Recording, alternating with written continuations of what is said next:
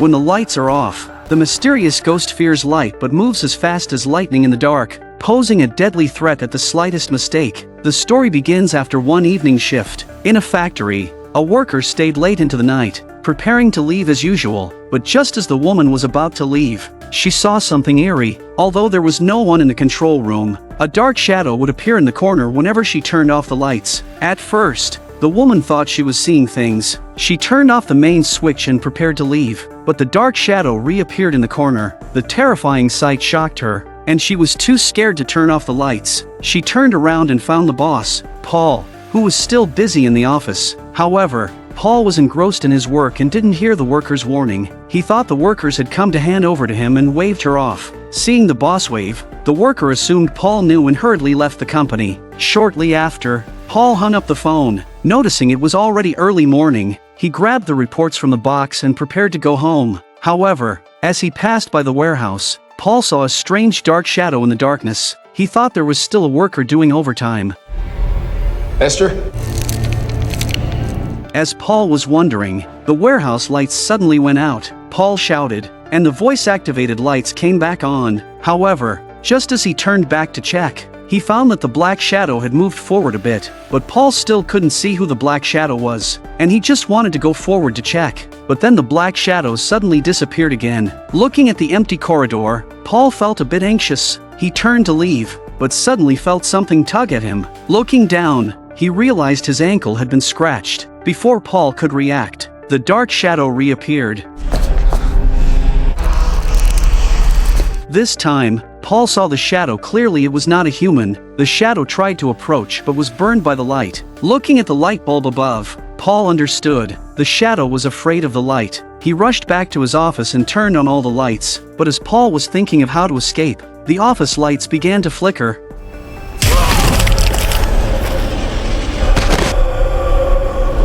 Unlucky Paul died a horrible death in the corridor of the factory. However, the eerie occurrences didn't stop there. Since Paul mysteriously died, his son Martin had been plagued by nightmares. In his half-awake state, Martin heard his mother Sophie seemingly arguing with someone, but when Martin reached the door, he found no one in front of Sophie, yet she continued to talk to herself. Martin thought his mother couldn't accept his father's death, but just as he was about to turn back to his room, he saw a terrifying scene, a mysterious shadow that made him shiver.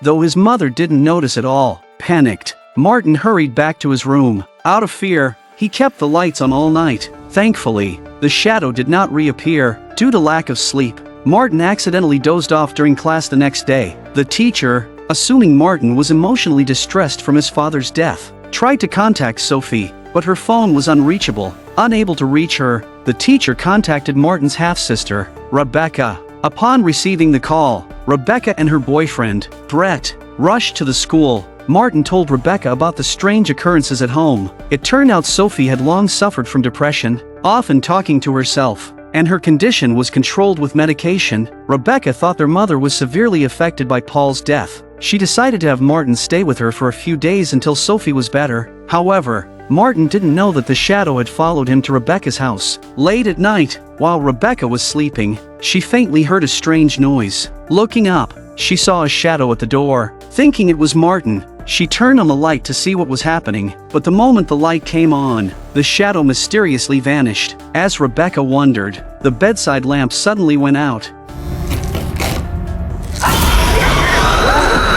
Seeing the shadow disappear again, Rebecca was petrified. She quickly turned on the room's lights, but after a thorough search, she found no trace of the shadow. Was it a dream? She went to Martin's room and saw him sleeping soundly with a flashlight in his hand. As Rebecca wondered, she noticed a scratch on the floor. She recalled the earlier incident. The shadow seemed to be doing something at that spot. Lifting the rug, Rebecca discovered the scratch was actually a name. Seeing the name on the floor, Rebecca remembered a childhood event. That summer, Rebecca had drawn a family portrait. Just as she was about to finish, she heard a noise behind her. Turning around, she saw nothing, but when she looked back, the drawing was gone. As Rebecca wondered, the noise reappeared. Checking the sound, she found the missing drawing in the wardrobe.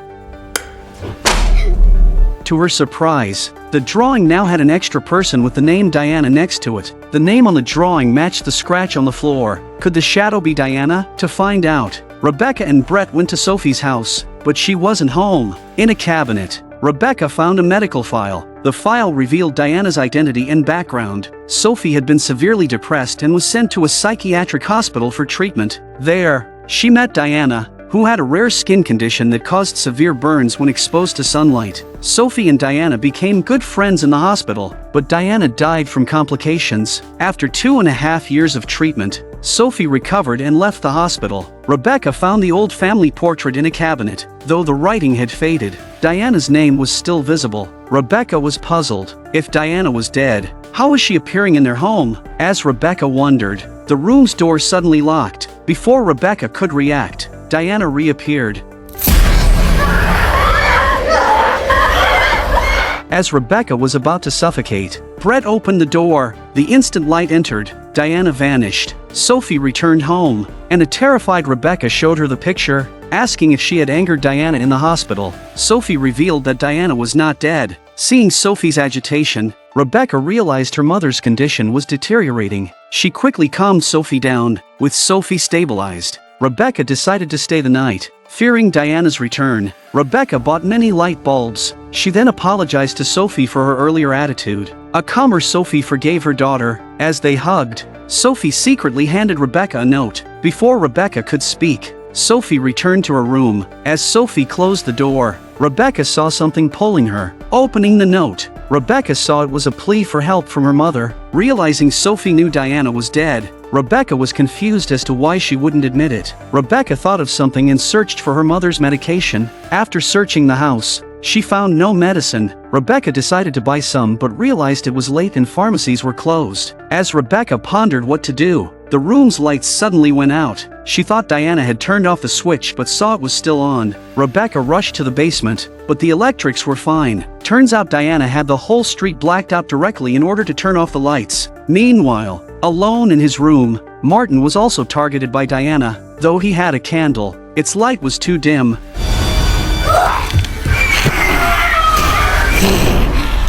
Fortunately, as Martin moved, Diana couldn't get close. In the basement, Martin found Rebecca, but Diana locked them in. Hearing the commotion, Brett came to the door but couldn't open it. Just then, Diana appeared behind Brett.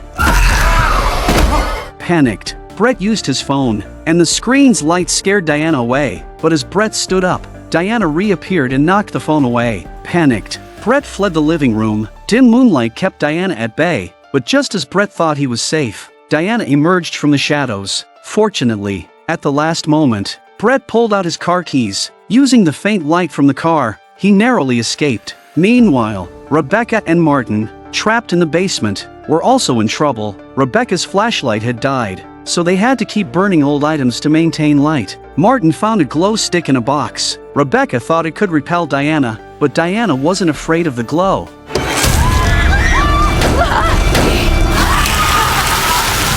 Thankfully, Martin was quick to turn on a flashlight, scaring Diana away. At that moment, they heard sirens outside. The police, alerted by Brett, had arrived. Brett explained the situation to the officers, but they were skeptical. One officer went into the house and found Rebecca and Martin in the basement. Just when Rebecca thought they were saved, Diana appeared and kicked the officer away.